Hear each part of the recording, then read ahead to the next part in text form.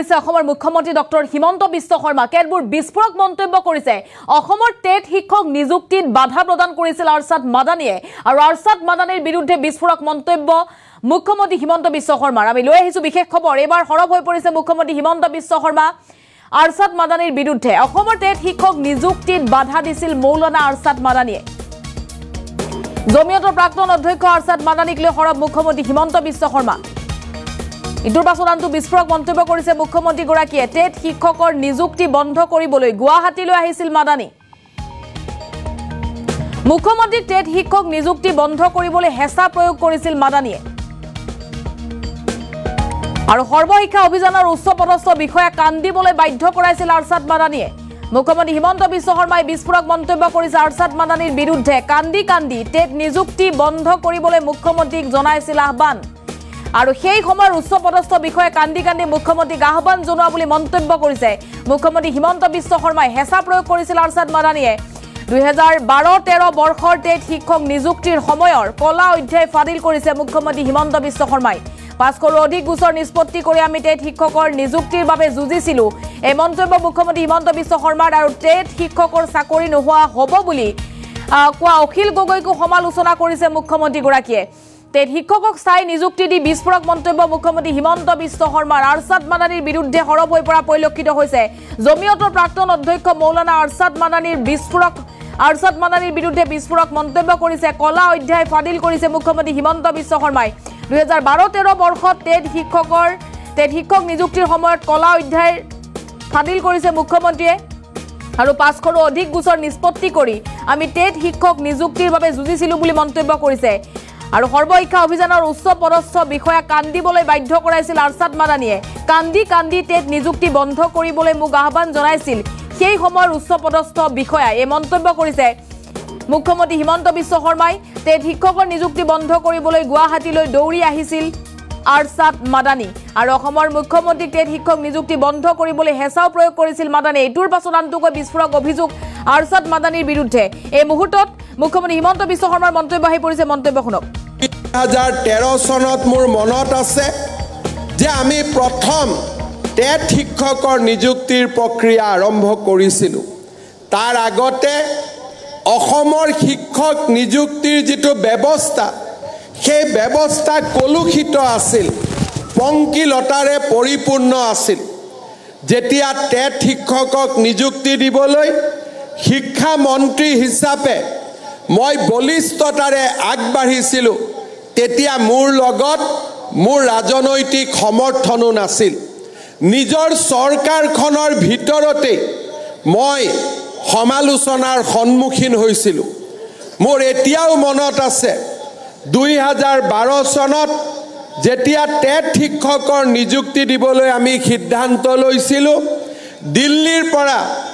সেই সময়ত জমিয়তৰ অধ্যক্ষ মৌলানা আৰছাদ মাদানী গুৱাহাটীলৈ দৌৰি আহিছিল আৰু মুখ্যমন্ত্ৰীক আহ্বান জনাইছিল যে টেট শিক্ষকৰ নিযুক্তি প্ৰক্ৰিয়া বন্ধ কৰিব লাগে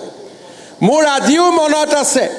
যে সেই সময়ত টেট শিক্ষক নিযুক্তি দিবলৈ যাওঁতে তেতিয়াৰ সৰ্বশিক্ষা অভিযানৰ মিছন ডাইৰেক্টৰত ৰাজনৈতিকভাৱে চৰকাৰত উচ্চ পদত অধিষ্ঠিত ব্যক্তি এগৰাকীৰ কোঠাত কান্দিবলগীয়াৰ পৰিৱেশ হৈছিলে কান্দি কান্দি মোৰ কোঠালৈ উভতি আহি কৈছিল যে ছাৰ মোৰ চাকৰি বন্ধ হৈ যাব আপুনি টেট শিক্ষকৰ নিযুক্তি প্ৰক্ৰিয়া বন্ধ কৰি দিলে মই বাচি যাব পাৰিম তেনে ৰাজনৈতিক পৰিৱেশত আমি এটা নিকা শিক্ষক নিযুক্তিৰ বাবে সংঘৰ্ষ কৰিছিলোঁ শ উচ্চ ন্যায়ালয়ৰ গোচৰ আমি একেলগে এবছৰৰ ভিতৰত আমি ফাইট কৰিছিলোঁ সুপ্ৰিম কোৰ্টলৈকে গৈ গুৱাহাটী হাই কোৰ্টৰ প্ৰায় 500টাতকৈও অধিক গোচৰ একেলগে আমি নিষ্পত্তি কৰি আনিবলৈ সক্ষম হৈছিলোঁ যেতিয়া টেট শিক্ষকৰ নিযুক্তি হৈছিল আজি অসম বিধানসভাত দপদপাই থকা এজন নিৰ্দলীয় বিধায়কে কৈছিল যে এই চাকৰিবোৰ হিমন্ত বিশ্ব শৰ্মা যিদিনাখনে শিক্ষা মন্ত্ৰী নোহোৱা হৈ যাব সেই দিনাখনে টেট শিক্ষকৰ চাকৰিবিলাকো নোহোৱা হৈ যাব আজি তেখেত মেডিকেল কলেজত ট্ৰিটমেণ্ট লৈ আছে ভগৱানে তেওঁক সুস্থ কৰক কিন্তু আজিৰ এই খুনখেৰীয়া দিনটোত মই যোৱাকালি তেখেতক সাক্ষাৎ কৰি কৈ আহিছিলোঁ যে অসমৰ টেট শিক্ষকসকলে আজি স্থায়ীভাৱে নিযুক্তি পাব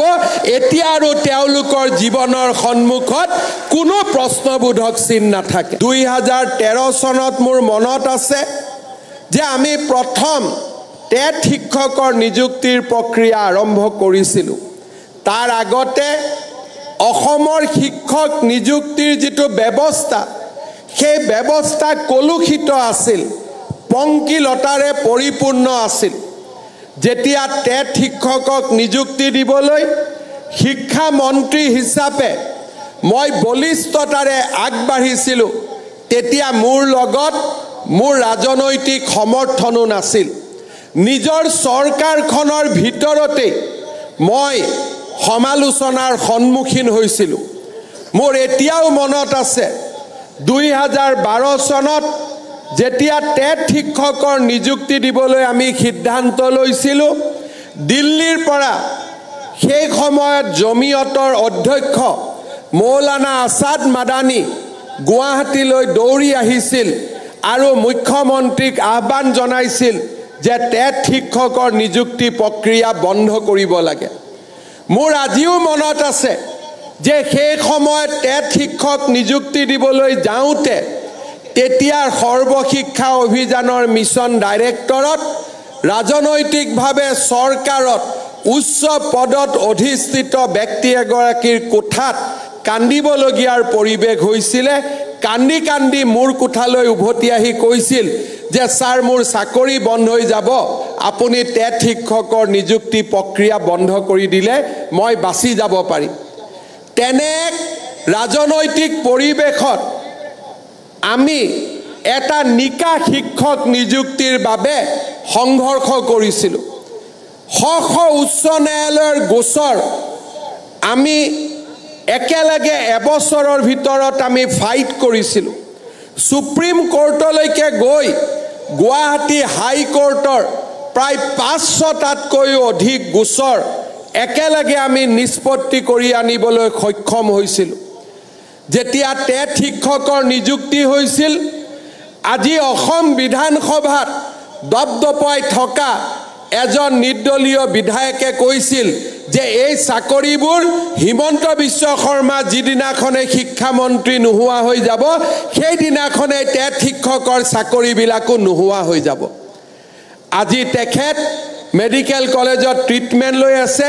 ভগৱানে তেওঁক সুস্থ কৰক কিন্তু আজিৰ এই খুনখেৰীয়া দিনটোত মই যোৱাকালি তেখেতক সাক্ষাৎ কৰি কৈ আহিছিলোঁ যে অসমৰ টেট শিক্ষকসকলে আজি স্থায়ীভাৱে নিযুক্তি পাব এতিয়া আৰু তেওঁলোকৰ জীৱনৰ সন্মুখত কোনো প্ৰশ্নবোধক চিন নাথাকে